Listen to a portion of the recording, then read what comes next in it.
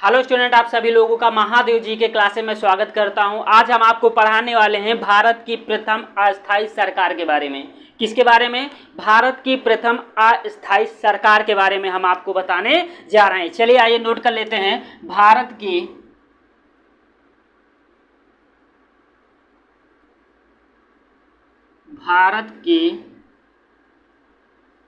प्रथम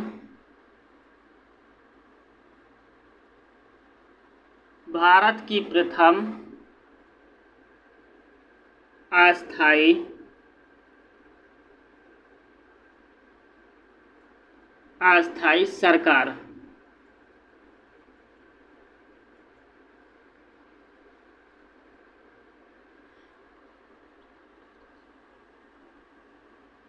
चलिए आइए थोड़ा सा इसके बारे में हम बात कर लेते हैं। भारत की प्रथम अस्थायी सरकार का गठन जिसने किया था उनका नाम था राजा महेंद्र प्रताप सिंह। क्या नाम था? राजा महेंद्र प्रताप सिंह। बात आती है इन्होंने प्रथम अस्थायी सरकार का गठन कहाँ किया था? तो इन्होंने अस्थायी सरकार का गठन काबुल में किया था। कहाँ किया था? काबुल में। राजा महेंद्र प्रताप जो थे वो यूपी के हाथरस के रहने वाले थे और ये एक महान स्वतंत्रता सेनानी थे। कौन थे? महान स्वतंत्रता सेनानी थे राजा महेंद्र प्रताप। इन्होंने काबुल में एक अस्थायी सरकार का गठन किया। अब जब सरकार का गठन किया जाता है तो उसमें बहुत सारे लोगों की भूमिका होती है। ठीक, इन्होंने राष्ट्रपति का जो जिम्मा खुद संभाला और प्रधानमंत्री जो बनाया उस समय मौलाना बरकतुल्ला को बनाया। ये घटना जो घट रही है ये दिसंबर 1915 की घटना है। राजा महेंद्र प्रताप ने अपने देश को मान्यता दिलाने के लिए, ठीक है, हर देश को इन्होंने पत्र लिखा कि सभी लोग हमारे अस्थायी सरकार, हमारी सरकार को मान्यता दें। लेकिन उस समय मान्यता देने वालों सरकारों में से जर्मनी और रूस ने राजा महेंद्र प्रताप की सरकार को मान्यता दी। बाकी किसी भी सरकार ने मान्यता इनको नहीं दिया। किसने दिया? रूस और जर्मनी ने राजा महेंद्र प्रताप की अस्थायी सरकार को मान्यता दिया था। लेकिन कुछ ही समय बाद इनका भारत में उस समय स्वतंत्रता आंदोलन चल रहा था। ठीक, प्रथम विश्व युद्ध चल रहा था भारत में। ठीक है, और प्रथम विश्व युद्ध में राजा महेंद्र प्रताप ने भी पूर्ण रूप से भाग लिया। लेकिन इन्होंने अंततोगत्वा अपने राज्य को बाकायदा ब्रिटिश सरकार के खिलाफ खड़ा किया और जिहाद का नारा दिया। और राजा महेंद्र प्रताप ने स्वतंत्रता की लड़ाई में भी अंततः अपना योगदान देते रहे। ठीक है, इनकी लड़ाई जो थी वो स्वतंत्रता आंदोलन तक थमी नहीं। ये तो था भारत की प्रथम अस्थायी सरकार। आइए नोट कर लेते हैं कि कब की घटना है। ठीक है, सन की बात करेंगे। किसकी बात करेंगे? सन की। सन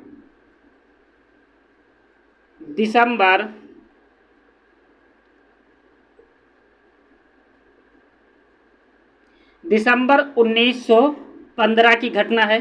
ठीक, अस्थायी सरकार का गठन कहाँ किया गया था? स्थान का नाम कहाँ पे? काबुल में।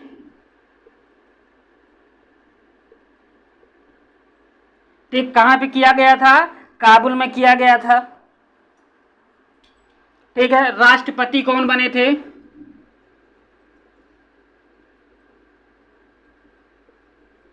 राष्ट्रपति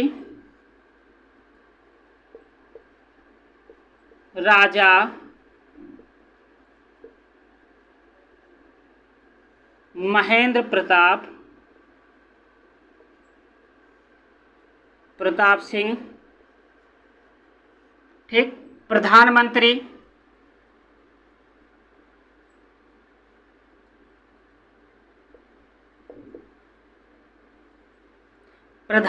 कौन बने थे? बरकतुल्ला बने थे। कौन बने थे?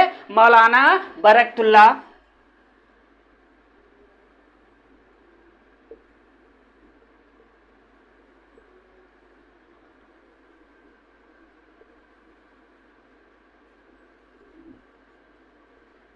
ठीक है, अब प्रधानमंत्री हो गए, अब गृह मंत्री कौन थे उस समय?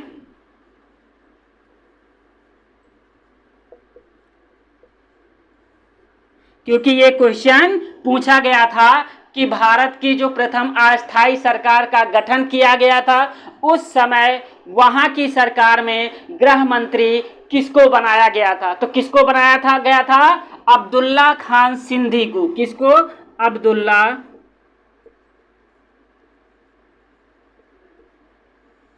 अब्दुल्ला खान सिंधी। ठीक है, मान्यता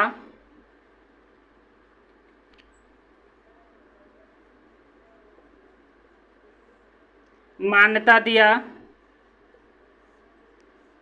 जर्मनी और रूस ने।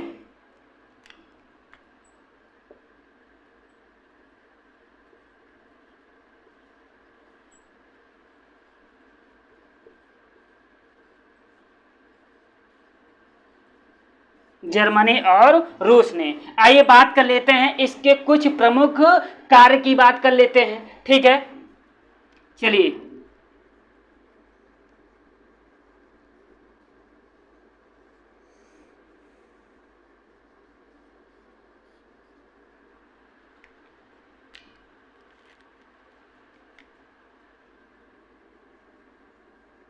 राजा महेंद्र प्रताप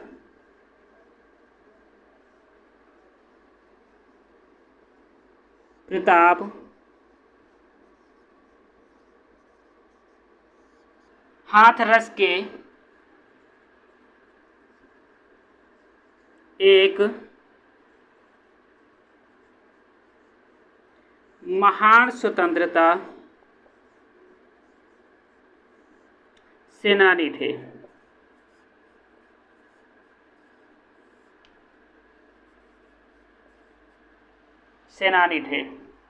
इन्होंने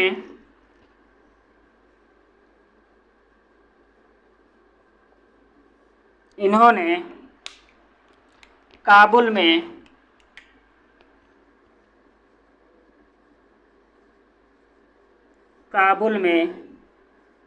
एक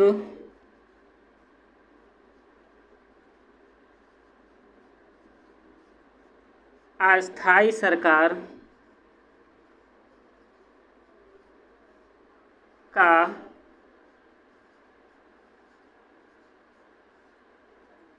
गठन किया और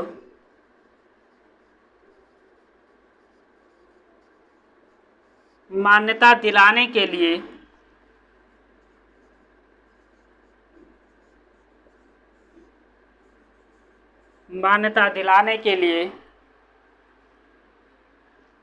लगभग सारे देशों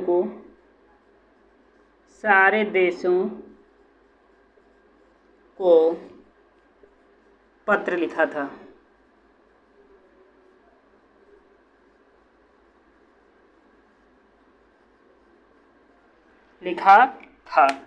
ठीक है,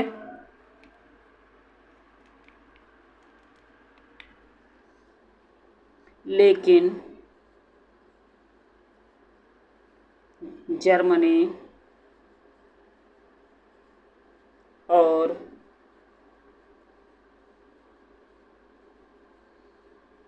रूस ने केवल मान्यता दिया।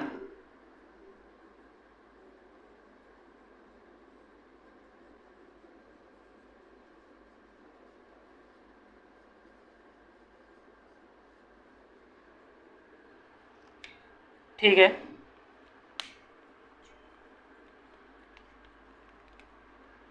इसी में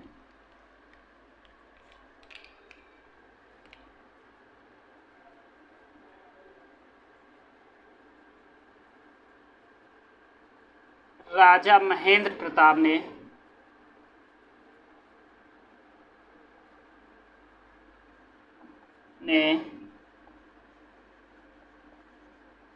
जिहाद का नारा दिया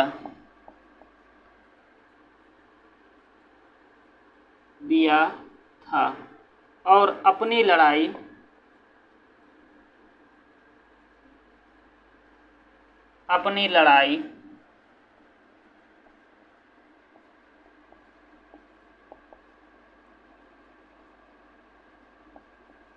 स्वतंत्रता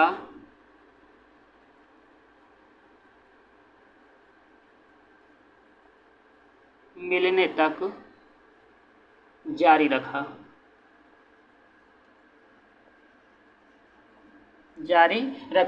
ठीक है, ये तो था भारत की प्रथम अस्थायी सरकार के गठन के बारे में। इसमें आपसे क्वेश्चन ये पूछा जाएगा कि भारत के प्रथम अस्थायी सरकार का गठन कब किया गया था, ये क्वेश्चन पूछा जाएगा। या फिर आपसे सीधा सीधा ये क्वेश्चन पूछा जाएगा कि भारत की प्रथम अस्थायी सरकार का गठन कहाँ किया गया था, या फिर पूछा जाएगा किसने किया था, या फिर पूछा जाएगा कि उसके प्रधानमंत्री वहाँ पे कौन बनाए गए थे। ठीक है, ऐसे ऐसे क्वेश्चन आपके एग्जाम में पूछा जाएगा। आप लोग नोट कर लीजिए इसको। ठीक है, मिटा दिया जाए। चलिए मिटा देते हैं इसको। ठीक है, हो गया होगा। आइए देखते हैं, अगला पॉइंट देखते हैं।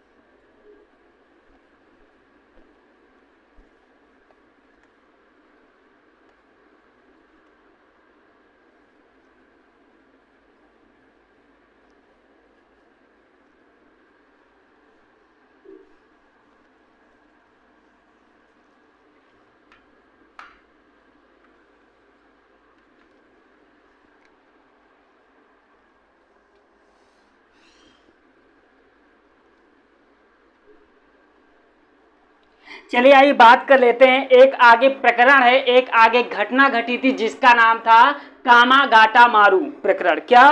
कामागाटा मारू प्रकरण। आइए इसके बारे में बात कर लेते हैं। क्या?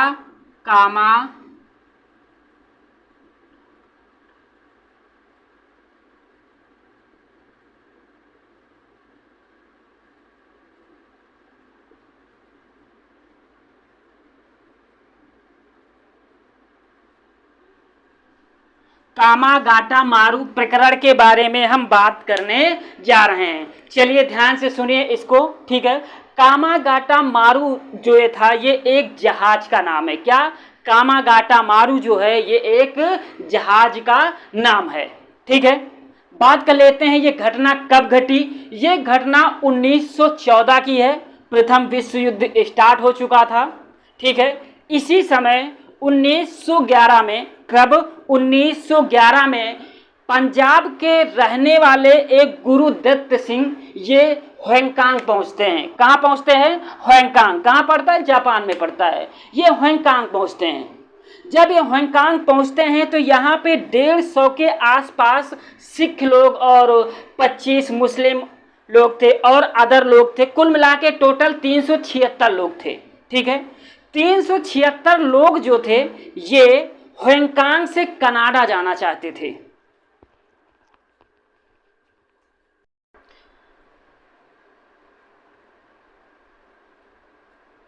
चलिए आइए देखते हैं। लाइट कट गई थी उसके लिए सॉरी। बात करते हैं कामागाटा मारू प्रकरण के बारे में। सुनिए इसको। कामागाटा मारू जो था ये एक जहाज का नाम था। क्या था? कामागाटा मारू जो था ये एक जहाज का नाम था। ठीक है, ये घटना कब घटती है? ये घटना 1914 में घटती है। उस समय प्रथम विश्व युद्ध स्टार्ट हो चुका था। ठीक, पंजाब के एक नेता थे जिनका नाम था गुरुदत्त सिंह। वो 1911 में होंगकांग पहुंचते हैं, जापान। होंगकांग में उस समय वहाँ पर 150 सिख, 25 मुस्लिम और अदर लोग थे। टोटल ओवरऑल मिला करके 376 यात्री थे जो हांगकांग से कनाडा जाना चाहते थे। इसके पहले कनाडा की उच्चतम न्यायालय ने एक निर्णय के तहत 35 व्यक्तियों को कनाडा में आने की परमिशन दिया था जो सीधे भारत से ना आकर के दूसरे देश से कनाडा के अंदर प्रवेश किए थे। ठीक है, इसीलिए यही सोच करके गुरुदत्त सिंह ने वहां पर एक ब्रोकर जो मिस्टर बुने क्या थे, वहां पर शिपयार्ड के एक ब्रोकर थे, उनके जरिए मिस्टर बुने के जरिए गुरुदत्त सिंह ने एक जहाज किराए पर लिया।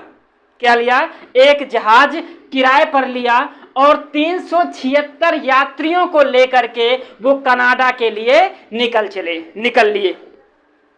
लेकिन जब ये जहाज कनाडा के वैंकूवर बंदरगाह पर, कहां? कनाडा के वैंकूवर बंदरगाह पर 23 मार्च 1914 को जब ये जहाज कनाडा के वैंकूवर में पहुंचा तो कनाडा के वैंकूवर के जो अधिकारी थे उन्होंने कनाडा में प्रवेश करने के लिए उन पर प्रतिबंध लगा दिया और उनको ये कहा गया कि वो व्यक्ति जो सीधे भारत से न आए हो उनको कनाडा में प्रवेश नहीं कराया जाएगा, उनको कनाडा में उतरने की इजाज़त, जहाज से उतरने की इजाज़त नहीं दी जाएगी। समझ गए? आगे बात करते हैं। उसी समय उसी जहाज पर भारतीय क्रांतिकारी थे जिनका नाम था भगवान सिंह और बरकतुल्ला। क्या नाम था? भगवान सिंह और बरकतुल्ला। इन दोनों ने एक जोशीला भाषण दिया और भाषण के तहत उन्होंने ये बताया कि ब्रिटिश सरकार के खिलाफ सभी क्रांतिकारी लोग बगावत करने को कहा अपने इस जोशीले भाषण में। ठीक है, समझ गए यहां तक? इधर कनाडा के जो अधिकारी लोग थे, ठीक है, जो नाव पे जो बैठे हुए थे और कनाडा में रह रहे भारतीयों के अधिकारों के लिए, ठीक, बलवंत सिंह ने अपने नेतृत्व में एक शोर कमेटी का गठन किया। किसका गठन किया? एक शोर कमेटी का गठन किया और वहां पर बलवंत सिंह ने अपना एक जोशीला भाषण भी दिया था। जब कनाडा सरकार ने कामागाटा मारू जहाज को अपने क्षेत्र से बाहर कर दिया तब ब्रिटिश सरकार ने एक आदेश दिया कि इस जहाज को सीधा कोलकाता बंदरगाह पर लाया जाए। अब जहाज कनाडा सरकार के क्षेत्र से जब बाहर हो गया तो कामागाटा मारू कलकत्ता के लिए निकल पड़ा।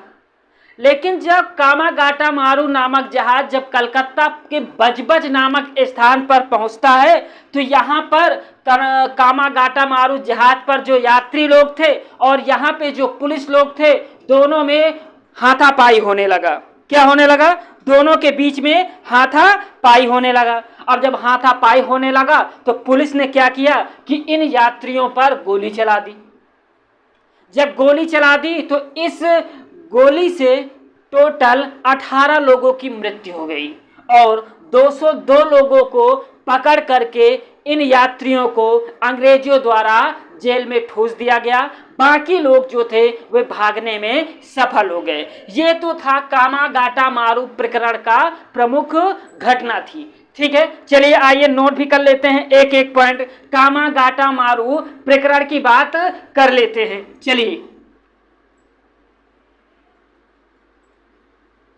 घटना कब की है? 1914 की है। ठीक है, क्या है?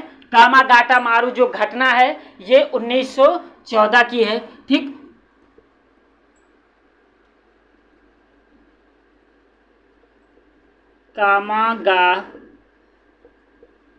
कामागाटा मारू ये एक जहाज है, जहाज है। ठीक। किसने खरीदा? किसने खरीदा? गुरुदत्त सिंह ने।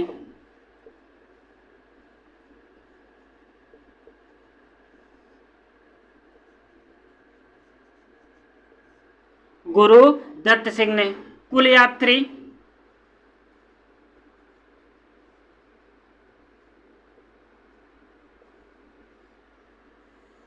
कुल यात्री 376।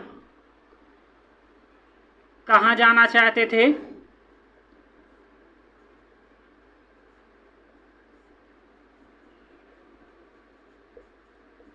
कहाँ जाना चाहते थे?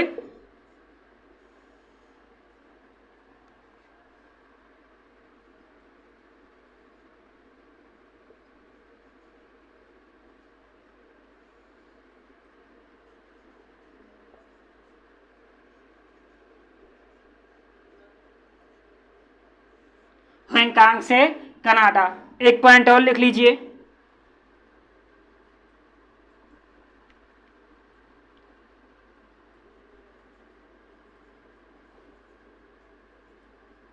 कलकत्ता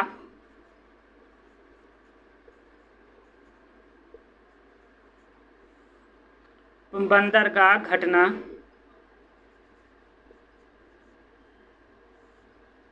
चलिए इसके बारे में भी नोट कर लीजिए। क्या?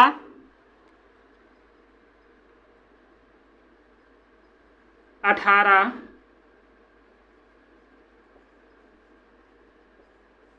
लोगों को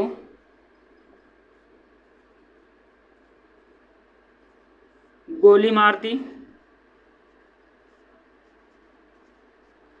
दी पुलिस ने। 202 लोगों को जेल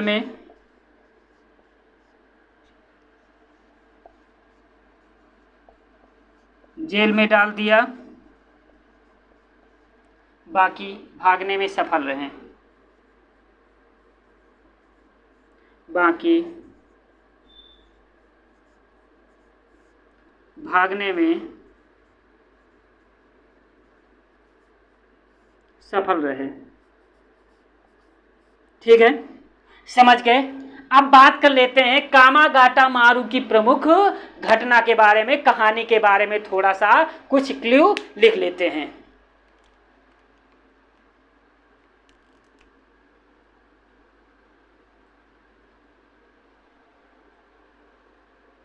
चलिए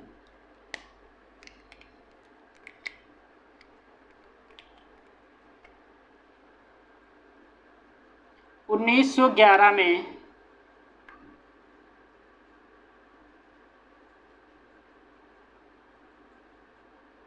गुरुदत्त सिंह हांगकांग पहुंचे।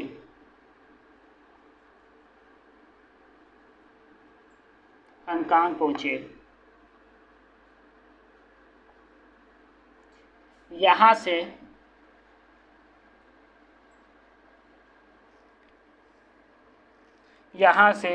376 यात्री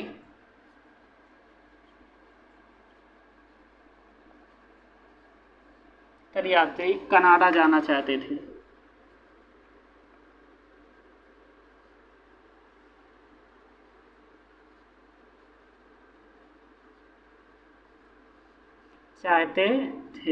और गुरुदत्त सिंह ने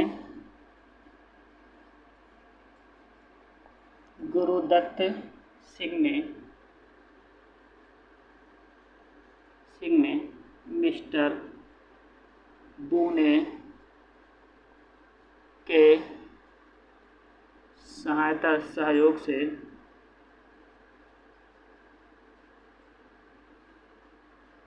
से कामागाटा मारू नामक एक जहाज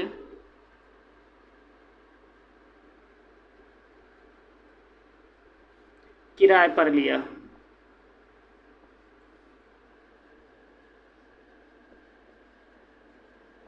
और कनाडा के लिए चल दिए। ठीक है। 1911 में गुरु दत्त सिंह हांगकांग पहुंचे। यहां से 376 यात्री कनाडा जाना चाहते थे और गुरु दत्त सिंह ने मिस्टर बूने के सहयोग से कामागाटा मारू नामक एक जहाज खरीदा और उस जहाज के जरिए सभी को लेकर के कहां पहुंचे? कनाडा के लिए रवाना हो लिए। ठीक है।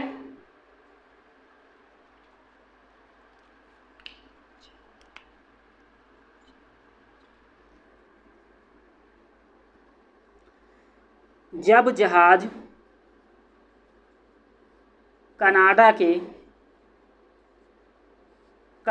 के वैंकूवर पहुंचा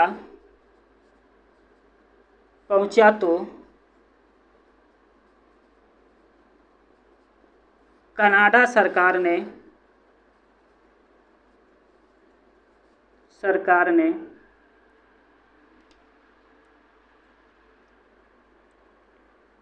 जहाज को वापस ले जाने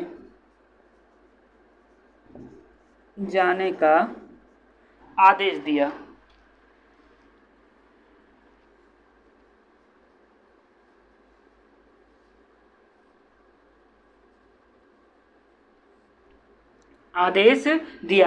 इसी समय, ठीक है, इसी समय भगवान सिंह और बरकतुल्ला ने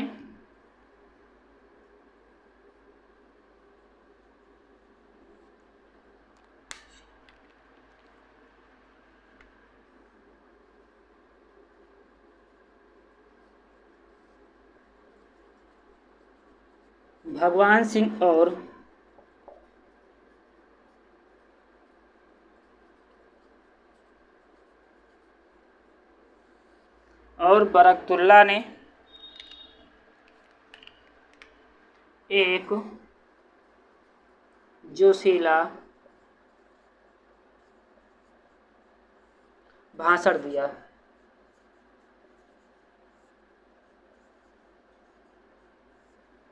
और भारत में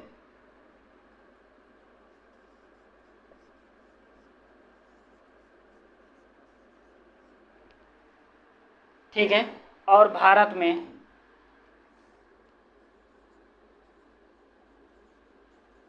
बगावत करने का सुझाव दिया।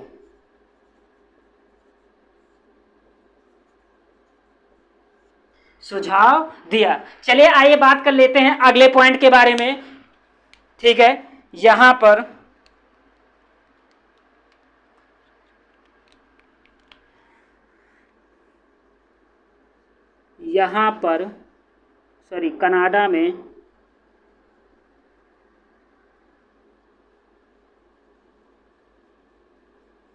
कनाडा में रह रहे भारतीयों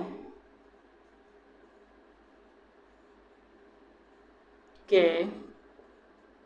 अधिकारों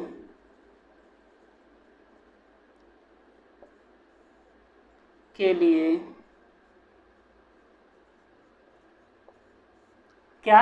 कनाडा में रह रहे भारतीयों के अधिकारों के लिए बलवंत सिंह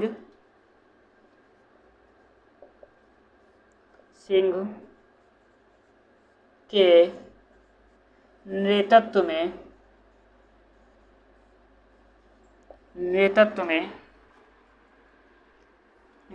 में एक शोर कमेटी का गठन किया था।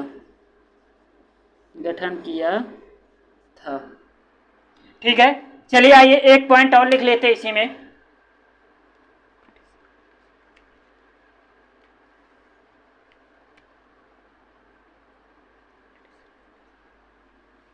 ब्रिटिश सरकार ने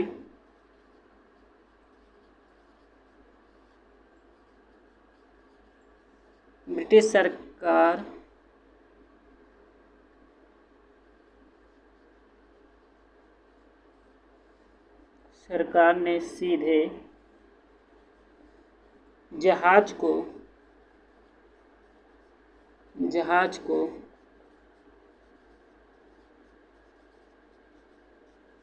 कलकत्ता लाने का आदेश दिया था।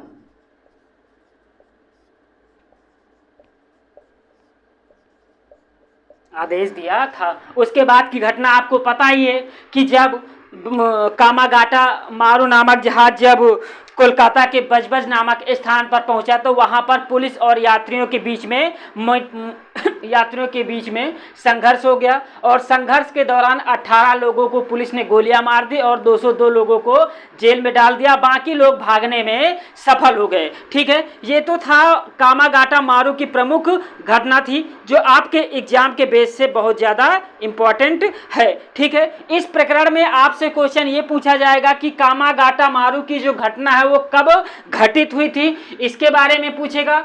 बहुत ज़्यादा पूछेगा तो ये पूछेगा कि इसमें कुल कितने यात्री गए थे, तो 376 यात्री गए थे। और उससे ज़्यादा अगर इस घटना के बारे में पूछेगी तो सीधा सीधा आपसे ये पूछेगी कि शोर कमेटी का गठन किसके नेतृत्व में किया गया था। तो शोर कमेटी का जो गठन था वो इन्हीं के बलवंत सिंह के नेतृत्व में गठित किया गया था। क्यों गठित किया गया था? कनाडा में रह रहे भारतीयों के अधिकारों की लड़ाई लड़ने के लिए शोर कमेटी का गठन किया गया था। ठीक है, जहाज में कौन से दो क्रांतिकारी थे जिन्होंने एक जोशीला भाषण दिया था? तो भगवान सिंह और बरकतुल्ला थे। ठीक है, इसमें से क्वेश्चन बस इतना ही पूछा जाएगा कामागाटा मारू प्रकरण के बारे में। फिर से एक बार रिवाइज करा देता हूं।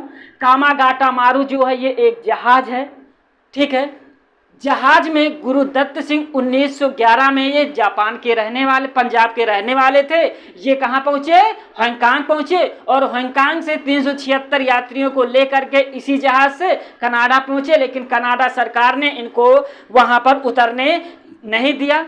क्यों नहीं दिया? क्योंकि उनका ये मानना था कि कोई भी जहाज सीधा भारत से आए तभी उसे कनाडा में प्रवेश मिलेगा, वरना किसी दूसरे देश से अगर कनाडा में प्रवेश करते हैं तो कनाडा सरकार उन्हें प्रवेश करने नहीं देगी। ये तो था कामागाटा मारू के प्रमुख प्रकरण के बारे में। ठीक है, याद कर लीजिए, नोट कर लीजिए। क्वेश्चन आपके सारे इंपॉर्टेंट है, वही फैक्ट लिखाए गए हैं जो आपके एग्जाम में पूछे जा चुके हैं या पूछे जाने की संभावना है, तो आप लोग इसको याद रखिएगा। चलिए आइए, एक घटना और है, उसको भी इसी में बता देता हूं। क्या? तोसा मारू कांड। क्या है? तोसा मारू कांड। उसके बारे में भी जान लीजिए क्योंकि वो भी आपके एग्जाम के बेस से इंपॉर्टेंट है। ठीक है,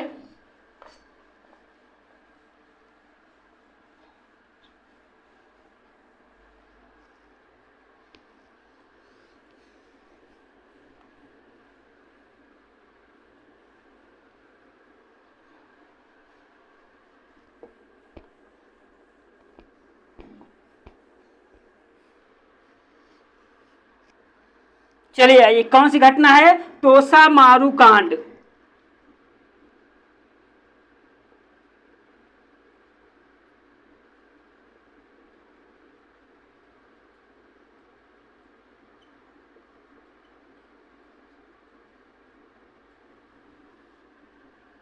चलिए, तोसा मारू कांड की हम बात करने जा रहे हैं। ये घटना भी कब घटित थी? 1914 में ही घटित हुई थी। कब हुई थी? उस घटना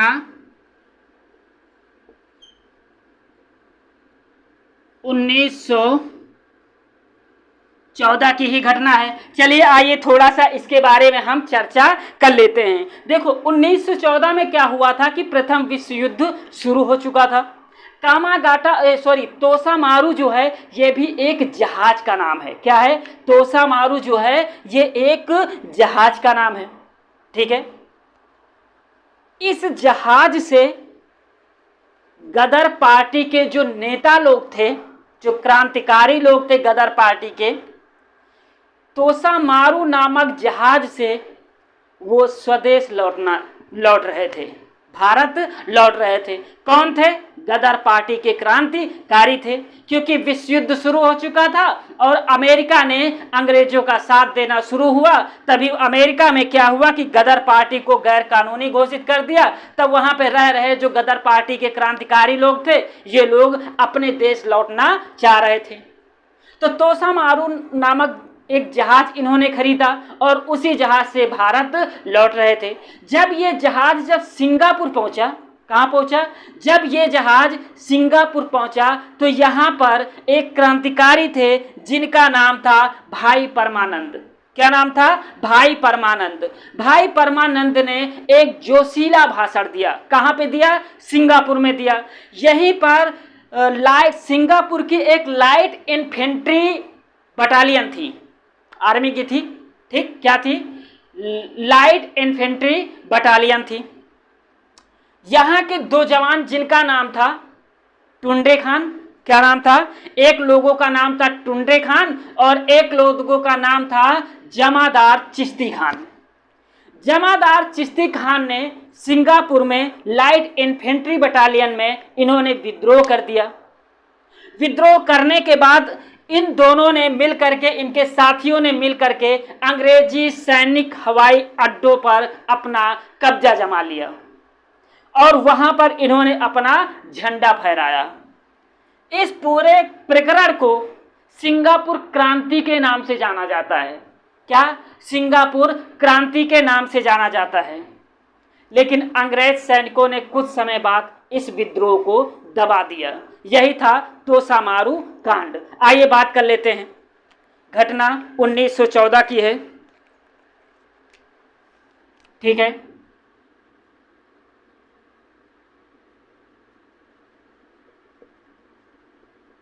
तोसा मारू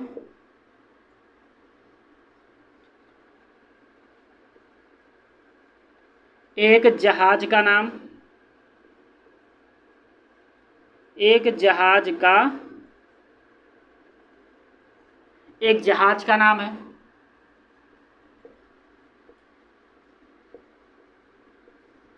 प्रमुख क्रांतिकारी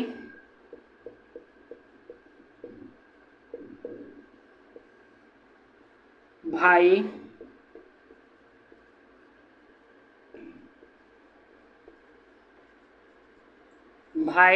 परमानंद। ठीक, क्या नाम था? भाई परमानंद। ठीक है, आइए आप बात कर लेते हैं आगे।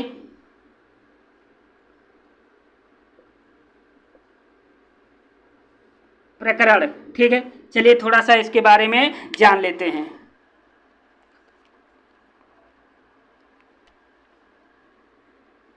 चलिए, गदर पार्टी के क्रांतिकारी लोग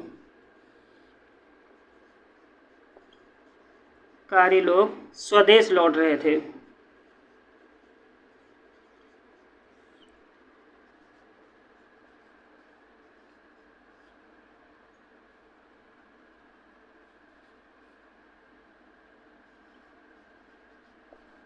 स्वदेश लौट रहे थे।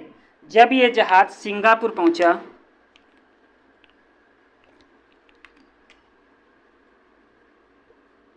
जब ये जहाज सिंगापुर पहुंचा तो भाई परमानंद ने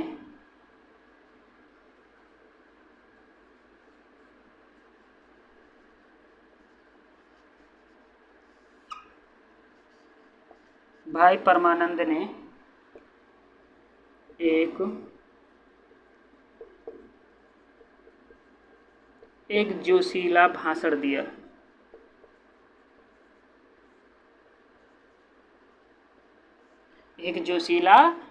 दिया।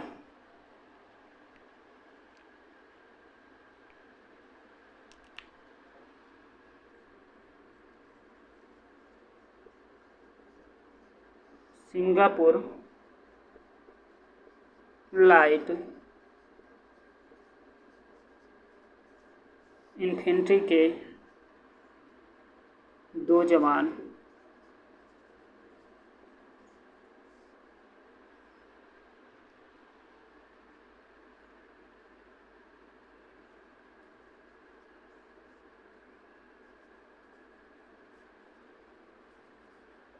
टुंडे खान और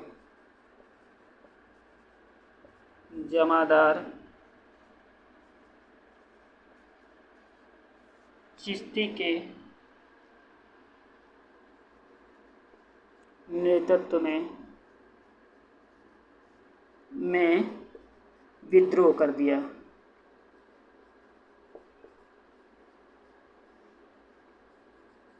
विद्रोह हो गया,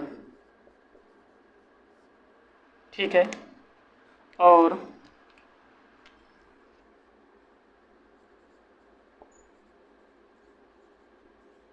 अंग्रेजी हवाई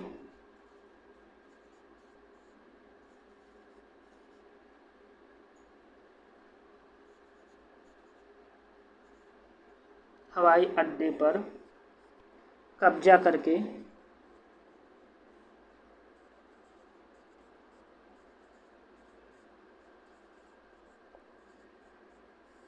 तिरंगा लहराया गया।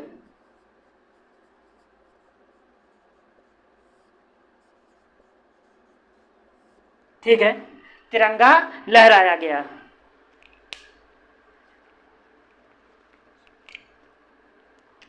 अंग्रेजों द्वारा कुछ समय बाद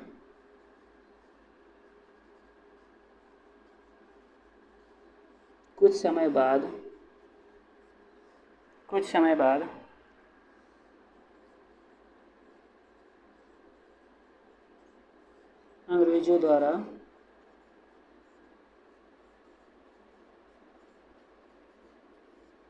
विद्रोह को दबा दिया गया।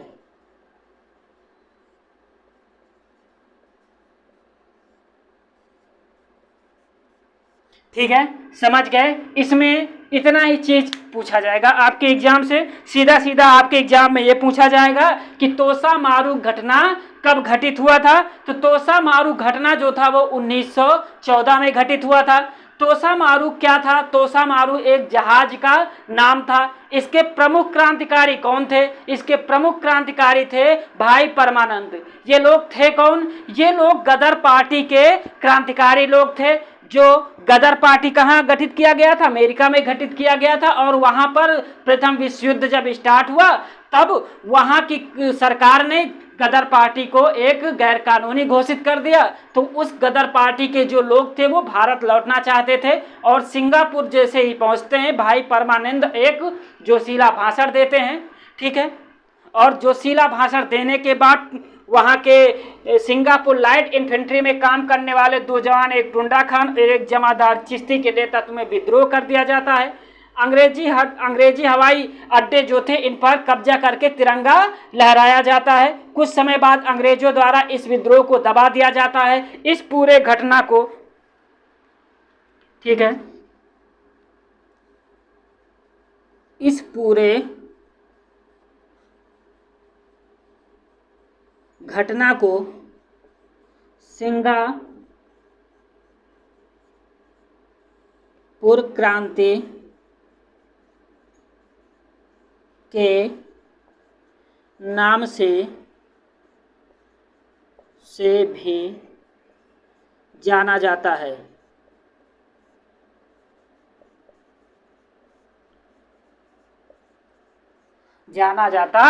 इतना क्वेश्चन आपके एग्जाम में पूछा जाएगा। ठीक है, इससे बाहर क्वेश्चन इस पॉइंट से नहीं पूछा जाएगा। ठीक है, आप लोग नोट कर लीजिएगा। Okay, thank you.